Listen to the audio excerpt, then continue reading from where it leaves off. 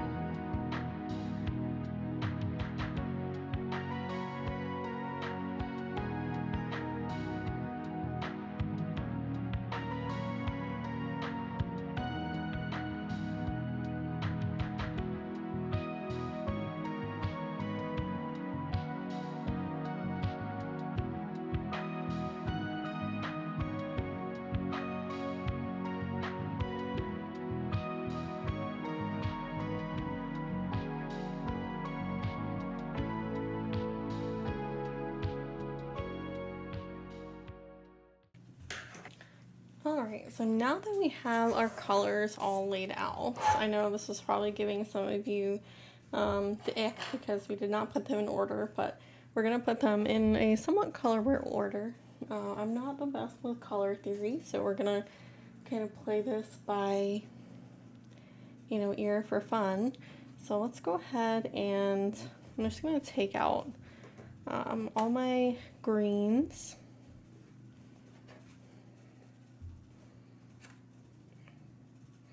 Oh, I kind of gunked up a few of them. But that's okay. Paint is meant to be a little bit messy. Alright, and I guess we're going to start maybe with the yellows at the top. And we have, I think, 4 yellows.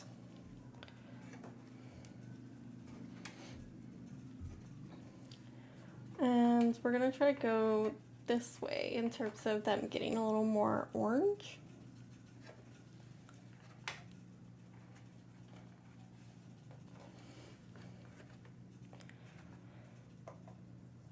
And then we'll go into orange. Now I do have like a pure orange. I don't really know where I want to put like browns compared to our orange. Here's brown. I know I have that burnt, well, there it is, the burnt orange. So let's go with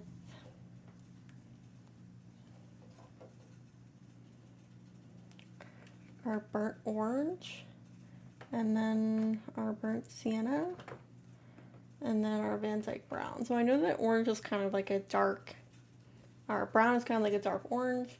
But you know, the nice thing about this set is that we do have the freedom to take colors out and kind of reposition them. So we do have a little bit of freedom there. All right, so directly opposite our color wheel from yellow is going to be purple. So I think my most vibrant purple is probably this carbazole violet.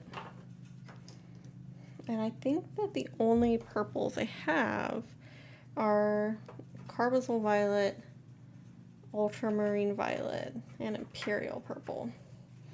And then I think I want to put the Delft blue after that, if I can find it, because that Delft blue is very like indigo-y.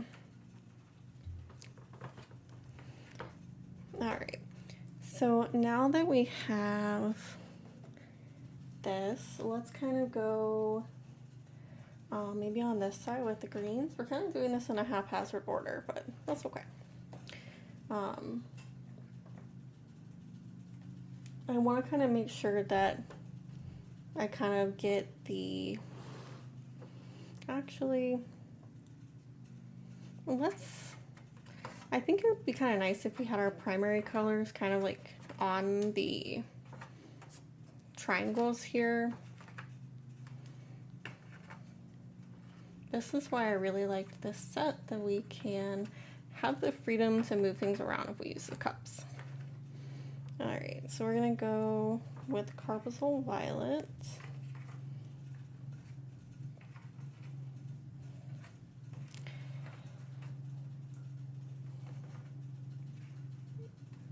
I think that this imperial purple might need to go there. Right, and then kind of opposite of that, we definitely need a red. I have Crimson Lake, which I feel like is a little bit of a cooler red. I think our most pure red is going to be the Pyrrole red, if I can. Pyrrole Scarlet's actually kind of a little orangey looking, so maybe we'll go with Alizarin Crimson as our kind of red. Crimson Lake is going to be one that way. Pyrrole Scarlet will be one that way. We'll kind of see how this works. I'm hoping this will also reveal if I have any like gaps in, you know, what I need for colors. So we'll put cobalt blue hue there.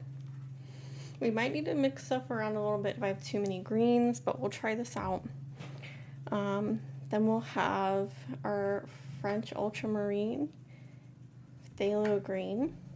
I feel like lunar blue and moon glow are getting towards the purple side.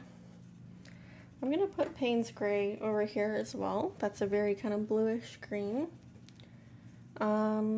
Let's go ahead and start working on the greens.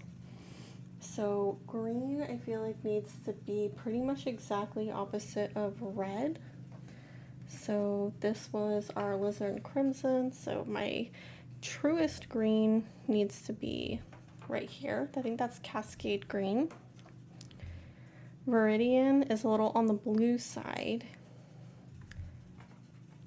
I feel like most of my greens are more on the warmer side. That's what I prefer living in Florida. I feel like a lot of the greens that I'm painting are on the warmer side versus cooler. I would associate more with like Pacific Northwest kind of foliage.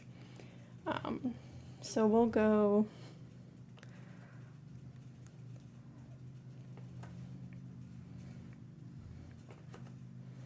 and this one's hard because it's like tealy, but it has that gold shimmer. I don't know. I can always move things once I put them down. All right, so now we're left with the pinks. We have quinacridone rose,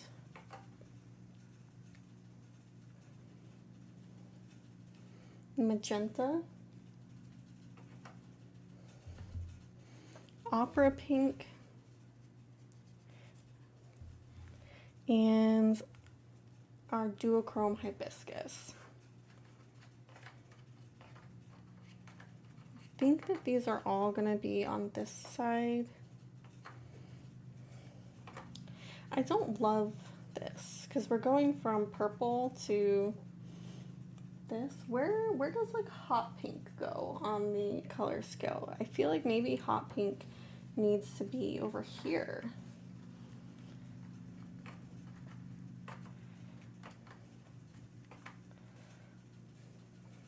I don't know, what do we think about my color wheel? Do you think that this is best? I'm kind of going off of feels right here. I'm not the best in color theory. I'm learning color theory, and maybe we'll rearrange this. I do have, as I said, that freedom to rearrange since I put my paints in these cups versus putting them directly into the wells.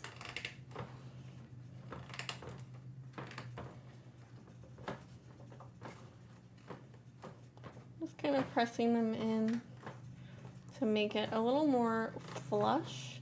I think that they can snap in even further than what I'm doing now, but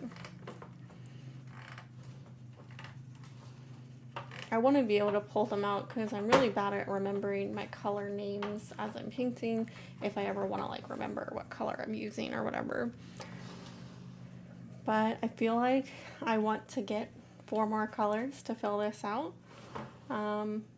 We'll see what I decide to get in a future video, but this is my Robax Engineering. This is the 36 color palette. Remember, we do have this wonderful lid to put on this so our paints don't get dusty. And this is definitely a studio palette because it's going to live here on my desk. It is quite large. This one is 12 inches. And it did come with, as I said before, the extender. You can choose to get just the palette, but I bought the extender just so I can eventually have room to upgrade with this same system. We are upgrading quite a bit from a very small travel palette. So this was my very first palette that I bought when I got more into fine watercolor and tubes. I have just kind of little dots of paint in this one. I do actually really like the mixing areas in this one. And then we have this one I primarily use. This is the Winsor & Newton Cotman Travel Palette. And these are the paints that came with it. And I did add in some half pans of my own to kind of put some of my Daniel Smith paints in here, but I never had space for all of my paints. So some colors that I really like this green gold right here, I never used a lot in my work because I didn't have it in my palette. So I'm very excited to be painting with this large palette. Hopefully it fits on my desk. I don't have a huge workspace here, but we'll see. I hope you enjoyed this video of setting up my new palette, and you'll definitely see it in future videos.